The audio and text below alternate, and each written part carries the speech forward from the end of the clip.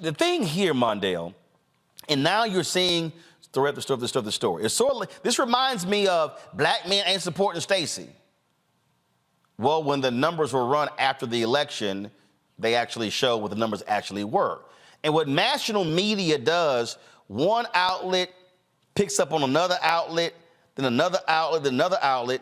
And then what black people who don't do their own research, they just read what's in mainstream and then come and repeat it on their podcasts, on their shows, as if it was fact, as opposed to actually checking their own facts. Yeah, I mean, listen, we've been dealing with this idea that 20% of black men will vote for Republicans since Lee Atwater presented it in 1992 as his goal to reach 20% of black men. That was the Republican, when he was the chair of the Republican Party, that was his goal then. And every 2 or 4 years, we hear it pop back into the mainstream. It happened in 2020. They said 20% of black men will vote for Donald Trump. We saw polls from black posters and white posters all saying the same thing. But in actuality, just like you said, on November 4th, there'll be a lot of mainstream articles all quoting an exit poll saying that this many black men increased Republican, but in actuality, when there are deep dives like what Pew and Brookings Institute did after 2020 and 2022, you actually see that Republican support from black men is decreasing. Here's the problem, Roland, and you know this more than me.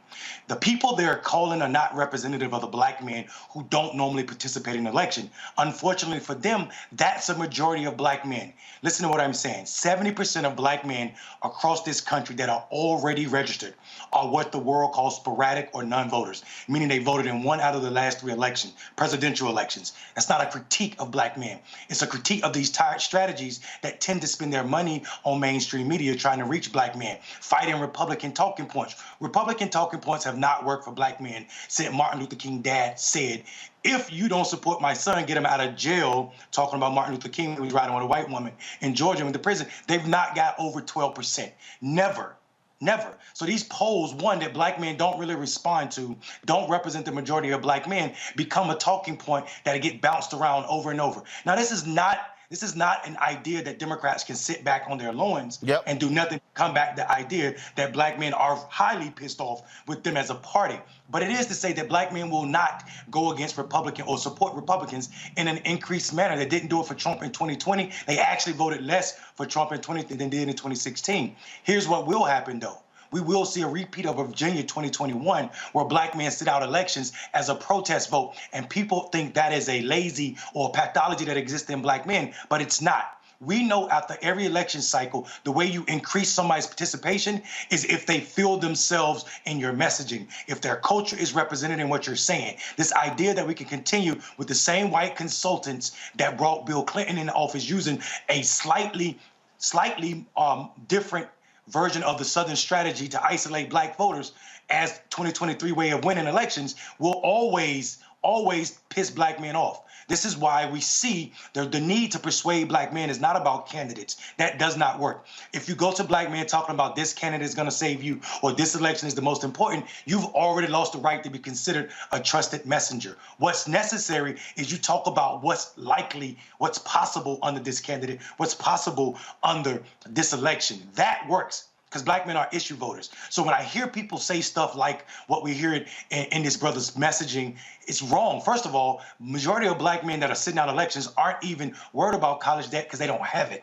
Right. Majority of these brothers don't even have college degrees. That's not what they're bitter about. This is this so-called self-made millionaire. I doubt if he is. This so-called self-made millionaire complaining about something that's personal to him. And what we know about black men, just like black women, we vote together more than any other demographic, racial demographic, or any other demographic in this country. So this idea that we are selfish people, there's a pathology that exists in us that will keep us away from the polls because of our own needs, does not ring true at all as it pertains to black men. Period. Well, what we do know is, hold on, Roland, if you don't mind. What we do know, though, is the idea that I can keep getting emails from old Democratic strategists is not going to work to engage this demographic. These brothers don't listen to TV in mainstream. These brothers are more likely to get messaging from battle rappers, from podcasters, and run with those than they are from CNN, MSNBC. Oh, absolutely. Go ahead, Roland. I mean, look, here's the deal. I was in a meeting recently, and I said, guys, 65% of the people who are on my YouTube channel are black men. 65%. I'm like, numbers don't lie. And when we talk about, like, for instance, so the Wall Street Journal had this article that came out today. And don't pull it up because for some reason I can't get it to be full screen. But here was a lead. It was, first of all, it said Biden is losing black voters. Here's why it matters. It said when Michelle Smith voted for President Biden in 2020, she thought he would help people like her, a black mother working 2 jobs and raising 3 teenage boys in North Philadelphia. Now she says she won't vote for him again, citing higher prices, skyrocketing rent, and a feeling she has been left behind. Quote, I really did think he was going to help people in my situation, said Smith, 46 years old, who earns $12.50 an hour, working as a home health aide and makes Instacart deliveries for extra money. It's like all of them talk a good game until they get elected. And so then she says she's likely not going to vote. Now, here's the deal. I'm not dismissing what her reality is. What I am going to say is this: who was supporting $15 an hour? And who was it? Who blocked it? Who blocked the child tax credit? Who blocked it? We talk about, the reality is we talk about there was $100 billion in Build Back Better that was going to deal with housing. Joe Manchin was the ones like, nah, pull that out. Also block the child tax credit. And so what I'm saying to black people, whether it's this sister Michelle Smith, whether it's to any brother out there, we have to think in terms of elections long term. And what I mean by that is it ain't a question of the next 4 years. It's a question of the next 8 years and 12 years. And when I see people, Mondale, walking around, and you're right, some of these crazy rappers saying this nonsense about, oh, how we got all these checks during Trump, I got to remind people, you actually got more checks under Biden. What you also got, though, and that was money that when Trump was there, that was money that was approved by the Democrats in the House. That didn't come from Trump. And so folk have to understand, and a lot of those COVID benefits are now expiring, such as the support for child care. And so folk, and guess what? That ain't coming back. Republicans are not bringing them. Republicans tried to cut 80% of the resources for women and children in SNAP in the last budget deal. So I just want to be real clear to everybody. This is not about, oh man, you pumping up Biden. No, I'm laying out to you real policy. The Republicans want to slash any material benefits for the poor or the working class. And if Trump gets back in, I can guarantee you it's gonna happen.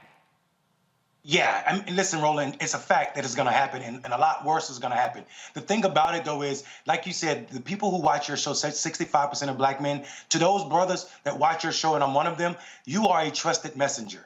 People can't hear things from mainstream. Black men don't have the time or luxury of listening to the noise on mainstream media because they don't see them as trusted messengers, right? They've seen... So they won't call me. Well, I mean, yeah, right. And here's the problem. The thing is, we've been sold out by mainstream media and also the political parties so long that black men can't hear it. So the idea of what we need to do is persuade black men to participate in electoral work. Talking about candidates or parties will turn them off to you. So if the goal is to engage black men in a way that moves them to the poll, and we know once they get to the poll, 9 out of 10 of them will vote for progressive ideas and candidates on the ballot, then we don't need to talk about candidates or parties. We need to let the party do that, right? Our job is to speak as trusted messengers about what's happening to black people and what's likely provide a comparison basically for the brothers, and brothers can make that decision, but they first have to see you as a trusted messenger. The idea that James Carville is still sending me emails every day on behalf of the Democrats is missing what's necessary, right? That message will never work. Cameron or Mace have a better chance of moving the demographic of brothers than does James Carville. So I think us making an argument for black men or to black men requires us to radically rethink what political strategy look like. And you should be one of the largest receivers of funds as it pertains to media if the Democratic Party is listening to the fact that 65% of your followers are black men. And I'm willing to bet, not because they are uneducated, because education is more than what we learn in schools. It's also how you survive in America in a world that sees you as a danger just because you are black and you are man. That is an education that can't be taught in school and should be valued. So that is also a political education that speaks to the epigenetics that is harming black men.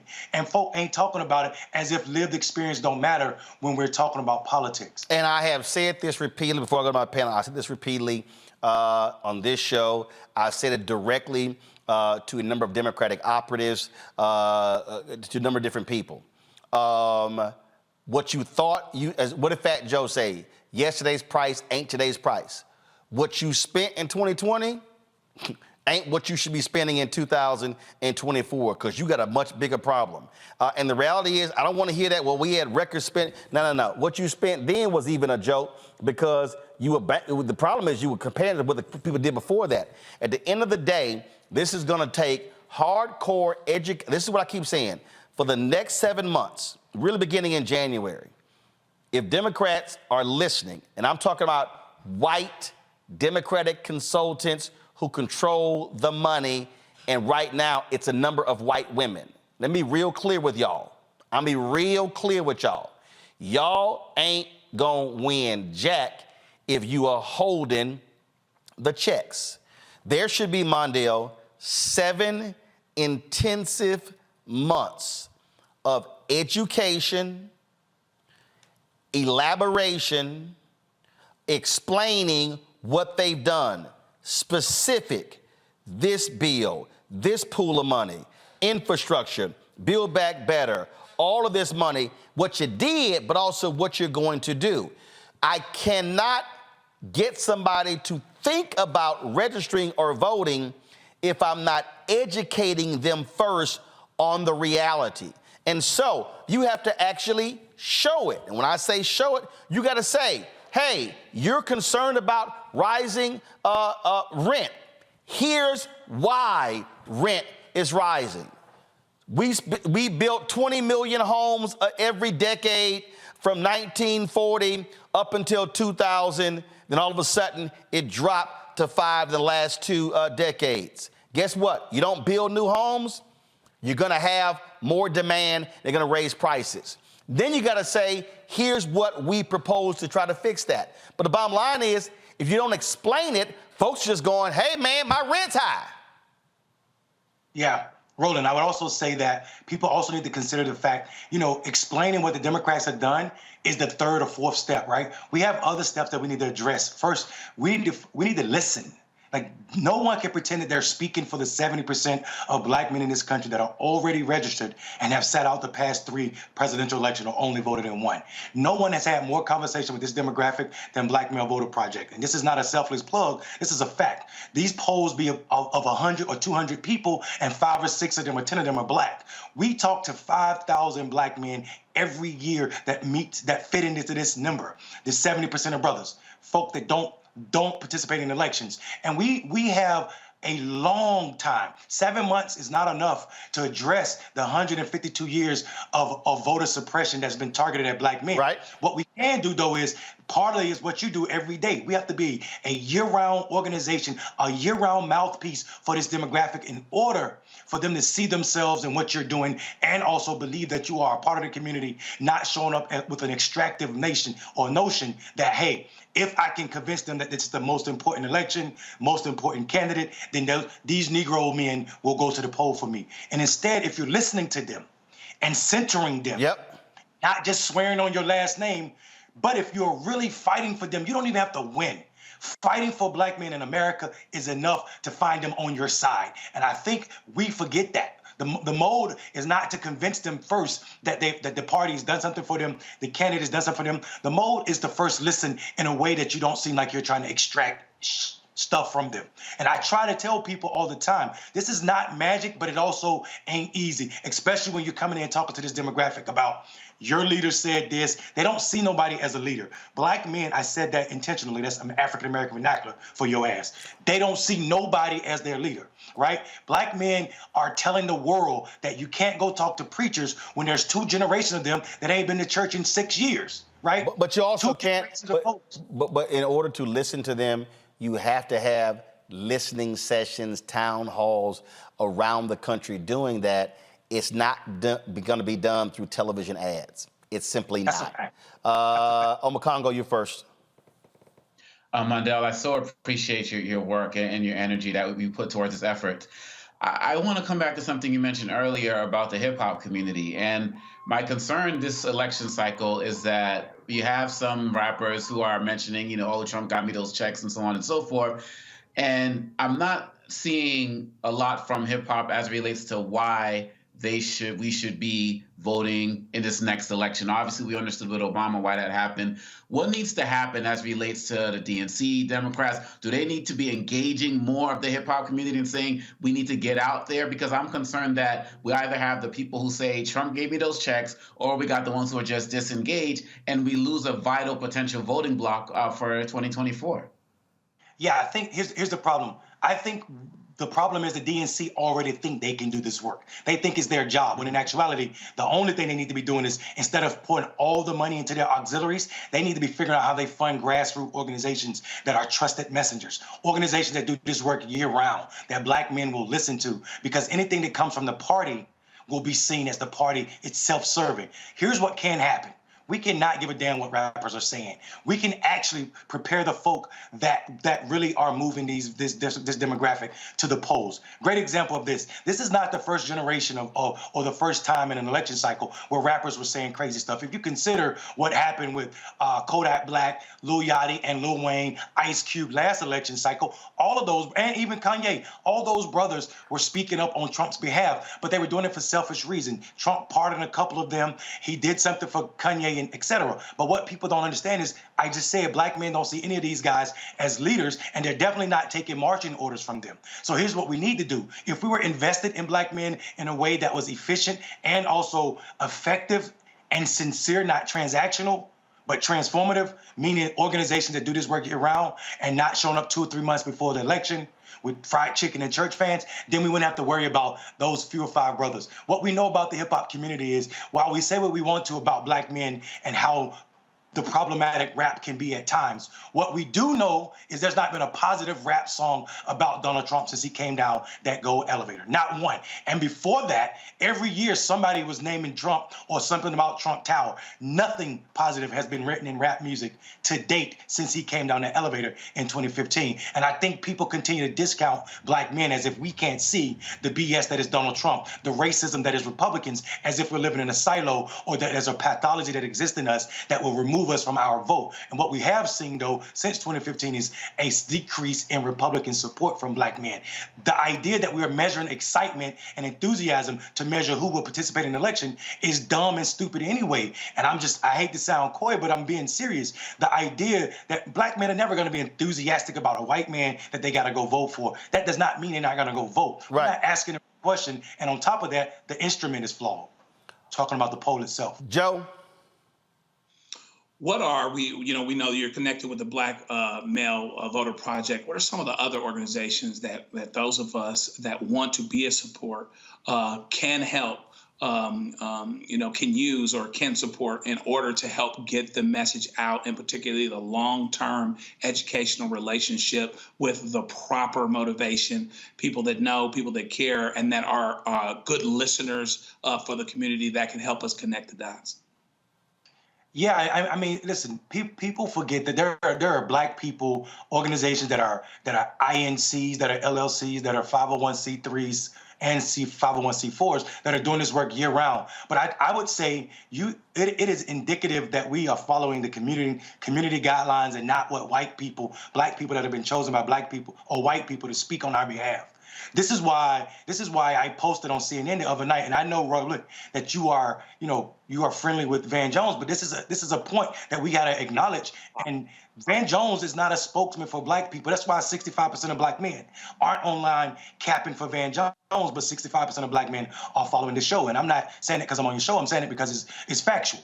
Black men know who are speaking on their behalf. So I say Black Male Voter Project does a wonderful job. I'm biased in that sense, but I'm also knowing that I deal with people on a regular basis that say they're speaking on Black men's behalf, and they're not really doing that. They're capping and just taking the Democratic messaging and just trying to add a yo or what's up to the end of that. So I'm telling people all the time, go to communities, go to brothers who are not normally represented in politics and see what they're saying. They're probably not the ones that you think. They're not these famous orbs that came from the people's relationship with the party itself, or people that grew up in the political party itself. So I would say organizations like Block, organizations like Ken Whitaker's organization in Michigan, organizations like Black Voter Matters. These organizations are doing real work. Black Voters Matter is not a direct voter contact organization, but they hold up so many other organizations that would never get funding from white establishment, and they fund those orgs. So I'm talking about orgs that are really doing transitional work, that are really talking to our communities. These are the orgs that are doing the work. Other than that, man, we're just throwing money back to black people that sound like white people that ain't really moving black people. Ooh. Juliana? Two-part question. First of all, you talked about trusted, I forgot the word you used. Anyway, trusted messengers. So I'm interested in who you think those folks are. The second thing, Roland had, I think yesterday, Terrence Woodbury, who is a pollster, African-American young brother, and he's one of the people who's put out that 25% or 30% of black men would vote for Trump if the election were held today. While I understand your critique of the methodology, you can always, I used to teach a class called You Can Lie with Statistics, because you can always tweak a statistic the way you are. But what's the gap between what you're saying and what he's finding? I mean, he does have scientific methodology. So what's the gap? B, who are the trusted messengers? Yeah, I think so. Language matters, right? And I love Terrence. Terrence and I are extremely close, and we go back and forth. And Terrence also is one of those posters in 2020 that said 20% of black men were going to vote for Trump in January, February, when he was working for the Georgia Donor Alliance. That didn't happen. And I was saying at the same time, this is not what black men are saying. Part of that is who we're talking to and how we're talking to them. We don't have focus groups with cameras. We don't have focus group with super voters. We don't have focus group. Super voters are people who vote every election. We don't have focus groups or any conversations with women or anybody else that is not a black man. We overpopulate for those who are not represented in the political space. Drug dealers, gang members, and regular brothers who just don't participate in the election. And when we talk to them, when we build our platform, we only invite 3 or 4 black men who are political so they can see how disconnected what the party is telling them, what the world is telling them about what's driving or what's ailing black men. And we find out that all of this is wrong. One, the language is wrong. Here's a great example. If you ask black men after Ahmaud Arbery was murdered in Georgia in 2020, what was the #1 issue, they would have said public safety. Posters leave it right there. Public safety nationally is a conservative issue. Why are black men calling for more police, public safety, when a black man was just killed by vigilantes? But if you dig deep like Black Men Voter Project do, without the cameras, without the distraction of other people that are not a part of this demographic, you would have found out that black men in Southwest Georgia use the word public safety like the rest of the world use defund the police. They use public safety to mean we want to be policed like white people. In order to police black men like white people, you need less police officers. That's closer to defunding the police than it is to expanding the police. So I think what happens is time, also instruments, and like I said, I love hit strategy. I love the work that Terrence doing, but we go back and forth about this all the time. I'm talking to a demographic that is not participating in elections. Terrence is hired by certain organizations to talk to certain type of voters, usually likely voters, usually certain whatever the demographics parameters are. The brothers I'm talking to don't fit a parameter other than they don't see themselves in how we play politics in this country. All right, folks, we're going to continue. This is going to continue, absolutely. Mondale Robinson, I appreciate it, man. Thanks a bunch. But I keep telling people the stakes are high. The stakes are high. And what I say to people all the time is, what are the 3 to 4 things you care about? I start there. And then you say, of those 3 or 4 things, who do I think is going to actually make these things happen and improve my life? And that's how I measure this. And I know the courts, the federal judiciary is not a sexy issue, but I'm telling you right now, everything you say you want, it's going to go through those courts. It's going through the courts. Real. Mondale, we appreciate it. Thanks a lot. Peace, brother. Thank you for having me.